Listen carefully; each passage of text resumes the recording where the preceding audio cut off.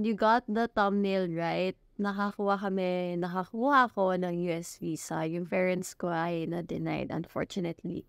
And iniisip ko pa noon na hindi ma-approve sila mama kasi married, matanda na, may business naman. And ako yung alanganin talaga kasi single, ayun. Pero it turned out na baliktad. Ako yung na-approve, sila yung na-denied. And we're still thinking about kung anong gagawin namin kasi um, talagang priority na makapunta sila mama sa US dahil matanda na yung lola ko. And ayun, start kami mag-apply ng US visa nung June. June kami nagpasa ng mga applications. And then, that time, ang pinaka-latest schedule ng interview is December na. Pero sila kuya, June din sila nag-schedule pero naabutan pa nila yung November. So, ganun kabilis pag-fill ng mga slots sa mga interview. Kaya talagang mahaba at maraming tao sa loob ng embassy. So, yun. And then, yun na yung December 12 yung scheduled na aming interview and natapos na nga. Yun, ako yung na-approve, sila yung hindi. Yung kapatid ko rin na-approve. Silang dalawa ng wife niya. Yung pagka-submit namin ng application form, kinuwento ko siya sa best friend ko. And then yung best friend ko, sabi niya, advice niya sa akin is, sumali ako ng Facebook group and doon ako magbasa ng mga experiences ng mga tao about their US visa application experiences, yung mga approved and yung mga denied. So, yun yung ginawa ko. Nagbasa ako ng mga stuff and sinabi ko rin sa kapatid ko, sa mga pinsan ko, basta mapag-aaralan mo talaga yung mga stories, kung ano yung mga red flags, ano yung... Tsaka may mga nagbibigay ng advice, like, ito yung red flag mo or ito yung gagawin mo sa susunod. Ganun yung sa group na yun. So, I will link the group sa description kasi I'm pretty sure you'll also want to join. And yun, hindi ko pa napopost yung experience namin doon. And yung pinsa ko, sinasabi ko sa kanya mag-upload din doon para may magbigay sa kanya ng advice. After doing my research, kinuha ko na yung mga possible questions na itanong sa amin ng parents ko. Before that interview, pina-check ko sa kapatid ko kasi at least siya na-experience niya na yung pag-interview. So, parang may right na siyang magbigay ng advice. And, ayun, chinek niya yung akin, tas may mga tingwik kami, same with doon sa sagot ng nanay ko, may mga binago din siya.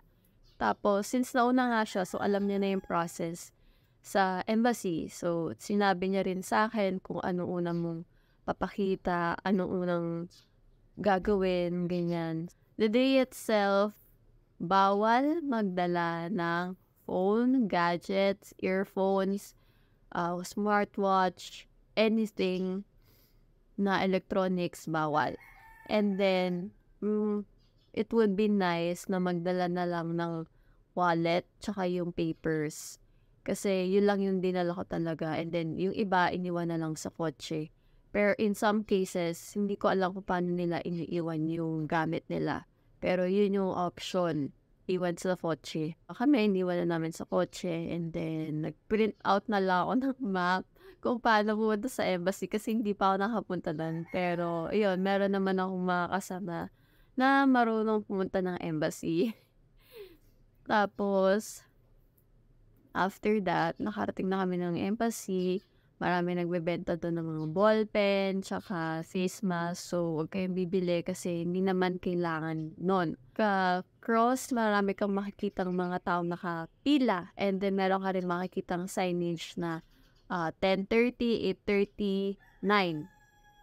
Basta yung time na yun. 8, 9, 10. Siyempre, pipila kayo doon sa time slot nyo. Kami, walang nakalagay na 8:30. So, nagtanong ako kung saan pupunta. Ayun, sabi nila sa amin na pumasok na lang. And then, ang unang ngang pinakita is yung confirmation na nagbayad ka.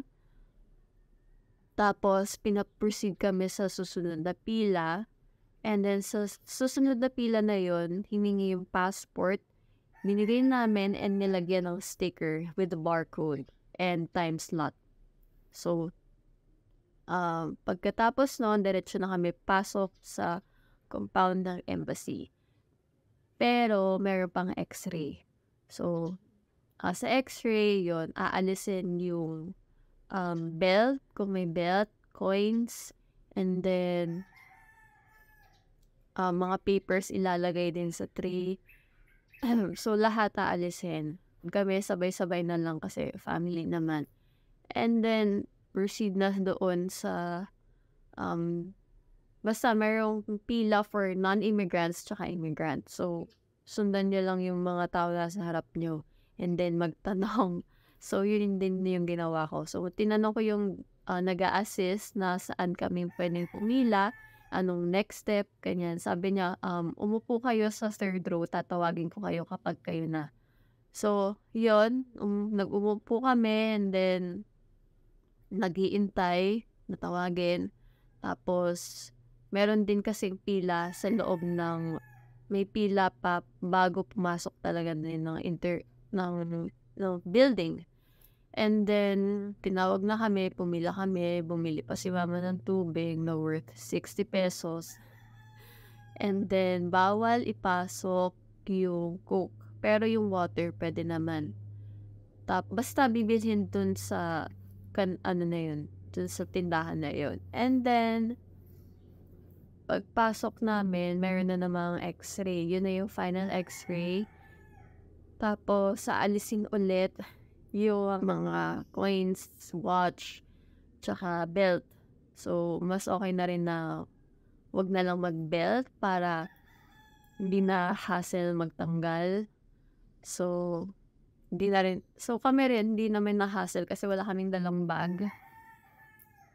Papers lang talaga yung dala namin. Tapos, after that final security check, umila kami sa step 1, which is pre-screening. So, sa pre-screening, tinatanong lang naman kung anong pangalan mo, saan pupunta, anong birthday mo.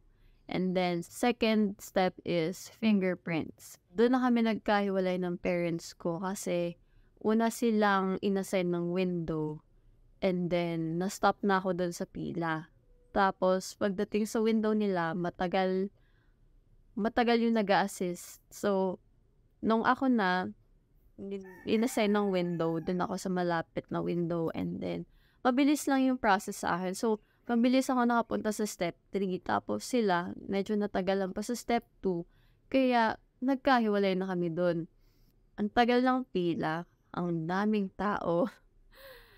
Tapos, meron doon pila na nakatayo, meron pilang nakaupo. And then, meron ulit pila nakatayo, which is yung final line para sa interview with the consul.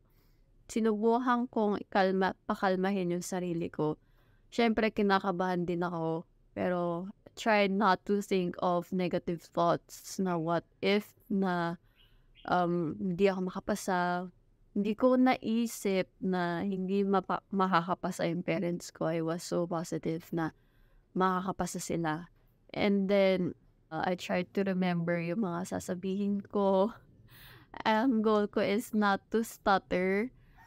Tapos, ayun, I was excited kasi after that day, wala na akong isiping visa. And then, nung malapit na ako sa interview with a consul, sinisilip ko pa nga. Tapos sabi nung nag-a-assist na babae doon, doon lang po kayo sa wall kasi baka masagi kayo. I was hoping na mapunta ko doon sa 24 window kasi doon na interview si kuya. Tapos, parang ang bait din nung consul doon. Yung boses niya parang soft. So, parang gusto ko doon. Kaya lang hindi ako napunta doon. And then, napunta ako sa number 29. And then, nung sa pila na, maririnig mo talaga yung mga questions ng mga consul sa mga applicants. Nung nakapunta na ako sa pila ko, may ini-interview na lalaki and yung ibang mga interview mabilis, yung ibang matagal. So, yung lalaki, denied siya. So, binigyan siya ng blue paper. Medyo matanda na rin. And then, yung sumunod sa kanya is medyo matanda na rin na babae. Denied din. And then, yung sinundan ko is mabata pa, babae. Mukhang student kasi yung questions is like, anong course mo, ganyan. So, yun, yung mga questions sa babae na yun, naririnig ko. And like, kung anong ginagawa ng parents niya, anong school niya, anong course niya, anong gagawin niya doon, ganyan. Pero hindi ko naririnig yung sagot niya. And then, nung pumasa siya, approved. So, nung ako so sabi ko, bahala na. I'll just smile and be positive. And then, nung ako ang question sa akin, nung pag-approach ko is, good morning ako, which is the first thing talaga na gagawin is mag-greet and mag-smile sa console. You're traveling in Los Angeles, California. Sabi ko, yes. And then, what's your purpose? Sabi ko, short vacation and spend time with my grandmother who's already 91 years old and we missed her 90th birthday party. And then, habang sinasabi ko yung line na yon, nagsustutter ako. Nagkakamali ako sa birthday. Tapos, nung sinabi kong birthday party, kinot off niya na ako kasi masyado nang mahaba and nagsustutter lang naman ako. And then, ang sumunod na question is, what's your work? Nung tinanong niya yun, nag-pause ako. Tapos nakasmile. Tapos, napatingin na siya sa akin kasi ang tagal kong sumagot. And then, eventually, nag-sink in na yun, yung trabaho. And then, sinabi ko, video editor. And then, tinanong niya, for how long? Sabi ko, for 6 years. Yun, tinanong niya na is, are you traveling alone? Sabi ko is, no, I'm traveling with my parents. They're also here waiting for their interview. And my brother and sister-in-law who got their visa approved last month. And then, tinanong na, are you single or married? Sabi ko, not married. And tinanong is, do you have kids? Sabi ko, no kids. And then, who will fund the travel? Sabi ko, self-fund. And then, have you traveled outside the Philippines or the country? Sabi ko, yes, in Taiwan. Since, nagsastutter na ako sa umpisa, so parang inisip ko na, baka denied na to. Nagulat din ako nung sinabi niya, wait for your visa, it will arrive 1 to 2 weeks. So, okay. Alis ko sa pila is, naririnig ko yung question sa parents ko kasi naabutan ko sila na ini-interview pa. Ang narinig ko is, what's your income? Yung pa naman yung hindi namin pinractice na tanong. Yung hindi ko alam. I was confident din na masasagot yun ni mama na maayos. So, nung narinig ko yun, nag-CR na ako. And then, nung pagkatapos ko mag-CR, nagtanong ako sa guard kung saan pwede mag-intay.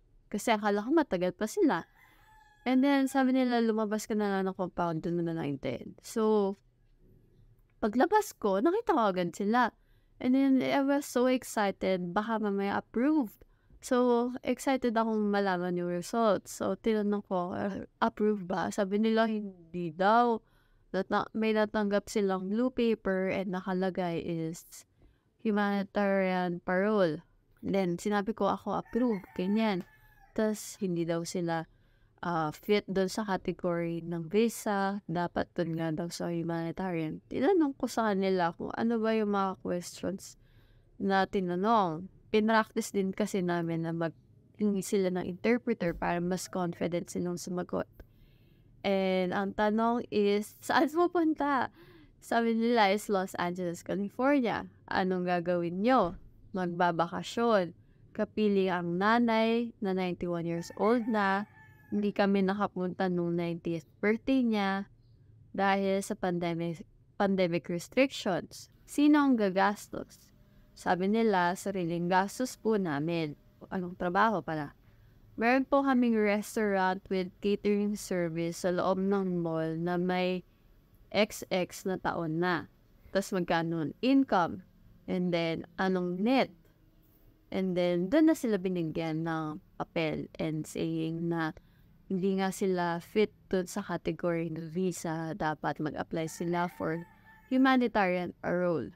Ayun, nung sinearch ko kung magkano ang humanitarian parole, it's like around $500.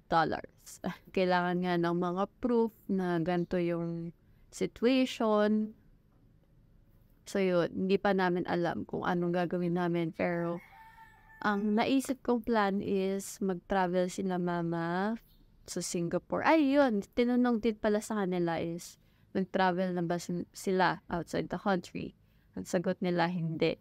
Matagal na yung travel. Ganyan. So, ayun. Yun yung naisip kong plan. Mag-travel sila sa Singapore or Singapore yung pinaka-possible. Para naman may magbago sa DS-160. Kasi pwede naman sila mag-apply agad as long as may mabago sa DS-160. That's the whole experience. So, ang mabibigay kong advice is do your research talaga. Kasi yun talaga din yung ginawa ko. Nag-research ako, nagtanong. Sa pag-research nyo din kasi makikita nyo yung red flags na hindi nyo dapat sabihin sa mga consult during the interview. Like, hindi kayo pwede magsabi that you're a freelancer.